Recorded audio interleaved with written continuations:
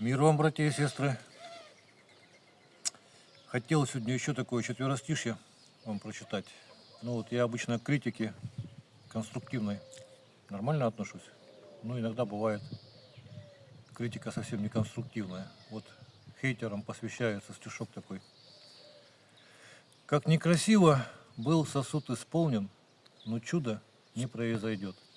И если он дерьмом наполнен, то из него уж не польется мед. Вот, и с Божьей помощью ножик такой сотворили, маленький, под заказ, как всегда. Ну, то есть держится плотно в ножнах, не потеряете, понимается одной рукой. Подвес этот очень прочный, это цельное кожаное кольцо, таким вот образом продето. Можжевельник, клинок всегда стерилен, всегда приятно пахнет. Ну и приступим к испытаниям. В общем, рук лося, не знаю, нормальная рука, да, попадает.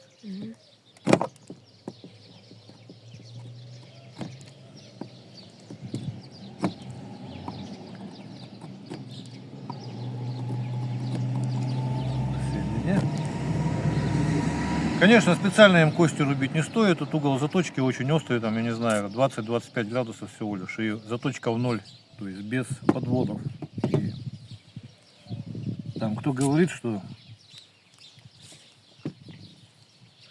гвозди там рубит или что-то такое, ну, если его заточить как зубило, то вот, например, такую вот кордоленду с кордом она резать не будет.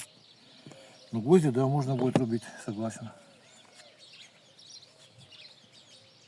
Опять же, чтобы после железа вот так вот брил, и, например, ни разу никто не показывал. Видно, да, что это кожа уже, вернее, пересохшая. Вообще, конечно, вот когда я хвосты брею, я мокрые хвосты брею, намного удобнее, потому что она эластичная, как бы, и брить удобно. Тем не менее, все равно даже вот кончик, вот видите, да, что легко это делает. Теперь по коже, по самой пересохшей. Вот для чего дол нужен, что вот в этом месте сопротивления нету. Врезается, получается лучше. Ну и кроме того, править легко с таким долом. Я потом покажу, как позже, как это делается. По дереву покажет.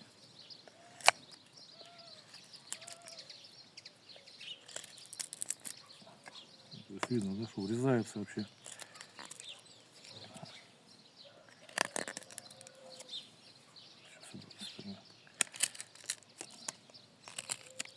Вот такие вот вещи делать якутским ножом замечательно. Выем какую-нибудь, например, такую. Так, теперь дерево показывало, хвост показывал, да? Погодитки осталось вроде проверить.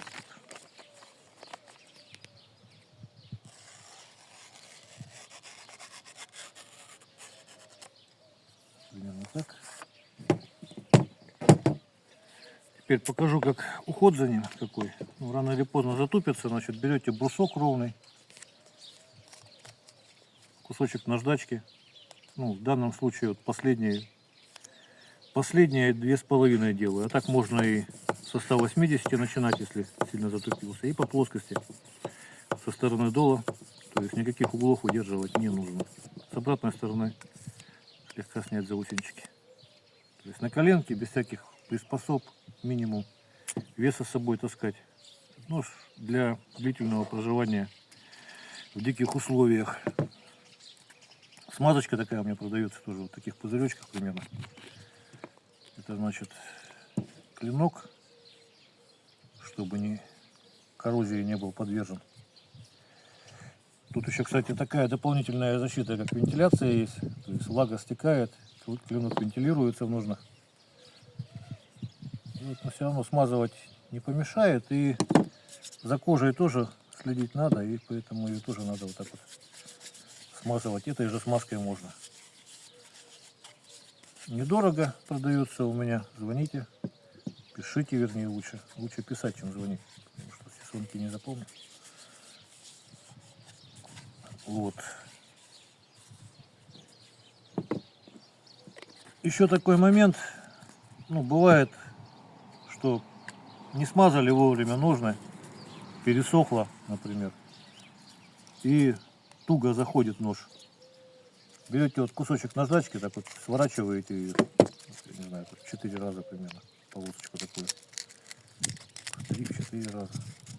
И пальчиком вот так вот устья ножен обрабатываете.